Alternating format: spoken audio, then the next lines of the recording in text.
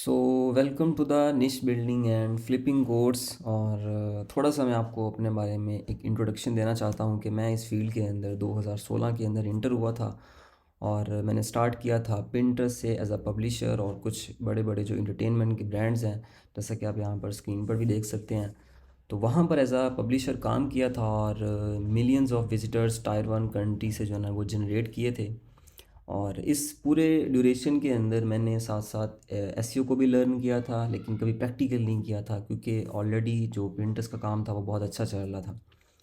और 2 साल प्रिंटर्स पर काम करने के बाद फिर मैंने स्टार्ट किया अपना पहला प्रोजेक्ट। और ये जो प्रोजेक्ट था ये भी बेसिकली एक निश वेबसाइट थी जो कि ऑलरेडी एसईओ का पता था। किस तरह इसका जो कॉन्सेप्ट है, बेसिकली हमेशा एसईओ के अंदर जो कॉन्सेप्ट है वो क्लियर होना चाहिए। कोई भी फील्ड है उसके अंदर पहली जो चीज़ होती है ना वो होता है कॉन्सेप्ट। तो कॉन्सेप्ट आपका क्लियर होगा तो देन आप आगे जो है ना बढ़ पाएंगे। तो मेरा जो कॉन्सेप्ट था वो क्लियर था पहले से। ऑल्दो इसके अंदर जब तक आप प्रैक्टिकल नहीं करते तो आपको चीज़ें काफ़ी हद तक क्लियर नहीं होती। तो 2020 के अंदर फिर मैंने अपना जो पहला प्रोजेक्ट था वो स्टार्ट किया। निश वेबसाइट थी ये। और ये जो वेबसाइट थी ये बेसिकली लैपटॉप्स के ऊपर थी।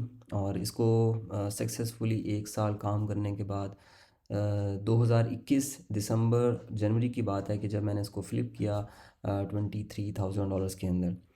और तब से लेकर अब तक मैंने मल्टीपल जो वेबसाइट्स हैं, निश वेबसाइट्स हैं, वो फ्लिप किए हैं। तो मैं कॉन्फिडेंट हूँ कि मैं आपको ये जो पिछले 4 साल के अंदर एक्सपीरियंस लिया है उसकी बेस के ऊपर कि मैं आपको टीच कर सकता हूँ।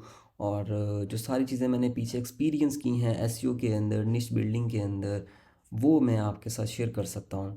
और मुझे उम्मीद है कि आप इससे बहुत कुछ सीखेंगे और सीख कर आप जो है ना वो इससे अपना जो करियर है एसईओ के अंदर, निश वेबसाइट्स के अंदर, ओवरऑल एक बहुत बड़ी इंडस्ट्री है तो उसके अंदर आप इसको स्टार्ट ले सकेंगे। तो मिलते हैं अब हम इस कोर्स की आउटलाइन के ऊपर।